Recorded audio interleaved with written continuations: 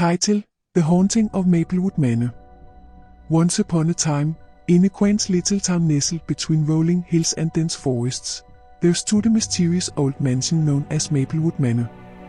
The mansion had a reputation in the town, one that sent shivers down the spines of even the bravest souls. Legends of eerie whispers, ghostly apparitions, and unexplainable phenomena had surrounded the manor for generations. One cool October evening, a group of adventurous teenagers decided to put their fears to the test. Sarah, the charismatic leader of the group, organized a sleepover at Maplewood Manor.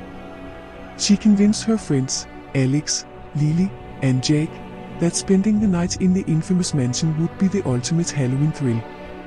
Armed with sleeping bags, flashlights, and a healthy dose of skepticism, they ventured into the unknown.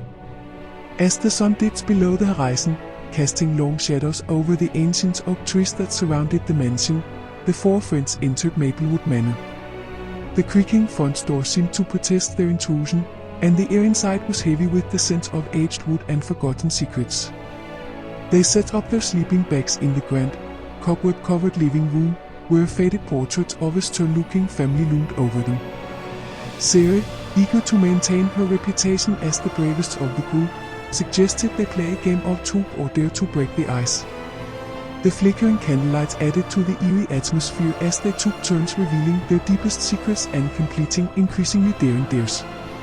Sarah's dare was to go into the dimly lit hallway alone and touch the dusty old mirror that had been rumored to be cursed.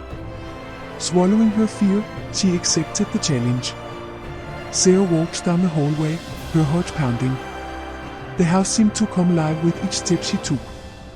When she reached the mirror, she hesitated for a moment, her breath visible in the chilly air.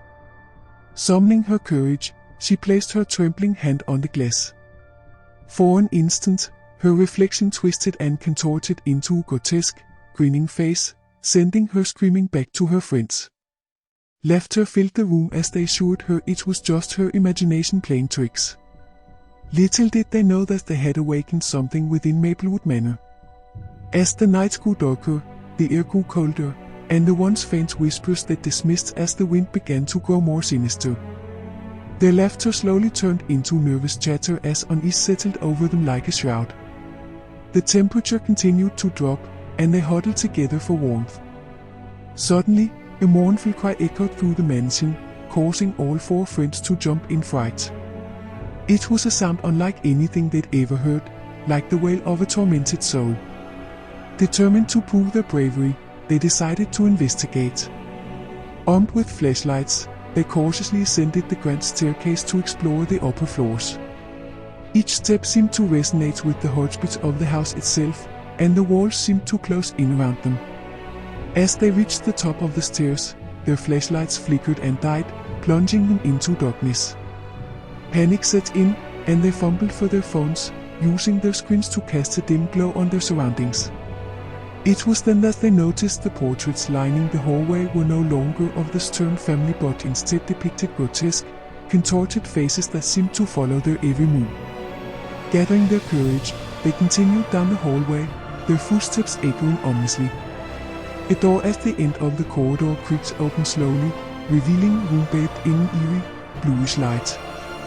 The room was filled with antique toys, dolls with glassy eyes, and dusty old books.